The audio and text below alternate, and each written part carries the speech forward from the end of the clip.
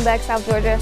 Well, with the holidays approaching, it's easy to get caught up in the excitement and overspend. So today on Town and Country, we are joined by Justin Wesley, a seasoned financial representative with years of experience that helps people manage their finances with confidence. He's here to share some tips on how we can budget without breaking the bank. Justin, thank you for joining us. How are you? Thank you. It's good to be back. Absolutely. So we're here to talk a little bit about, obviously finances, but the holidays are coming up. So I'm included in this because I like to spend money. I don't know what it is about the holidays, but it just makes you want to go ahead and spend some money. For sure. But I want you to kind of give us some tips on how we can not break the bank and kind of save for the upcoming holidays. Okay, well, we know the holidays, they come around every year. Can't get Yeah. around it. So I think it's best to just begin with the end in mind. Okay. As we're going throughout the year, just kind of set aside a little bit here and there for the holidays.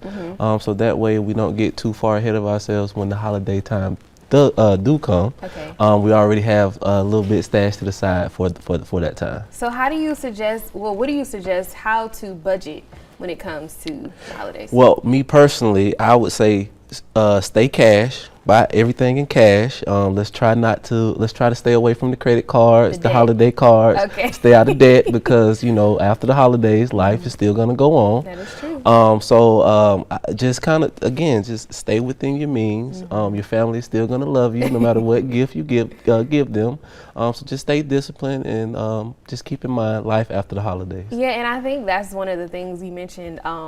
Just staying present and thinking about the end.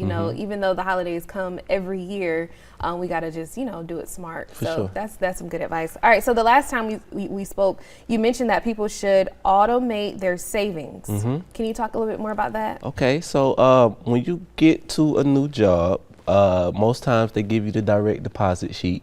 A lot of people don't know you could put multiple accounts on there. So you have your main account, and then maybe you might have like a savings account or something elsewhere.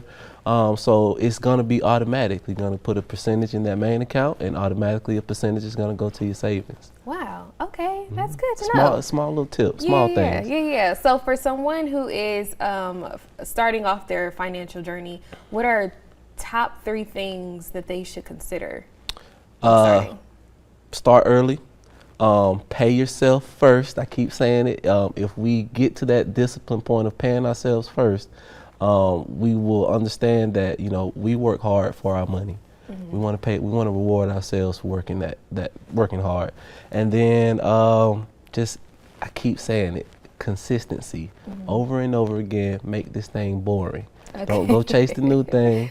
Find you something that you like and just continue to add to it. Okay, so you mentioned that we should be consistent, and then you also mentioned that we should start early. And then pay ourselves. So is there a specific percentage that we should pay ourselves?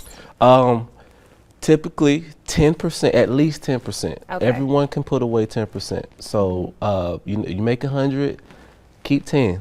Okay. 20% is ideal. But 30% is that's when you're operating in maximum saving capacity. Okay, so how do you help your clients when they're uncertain about investing? Do you think investing right now is a good thing to do right now? It's always best to invest no matter what the market is doing. Okay.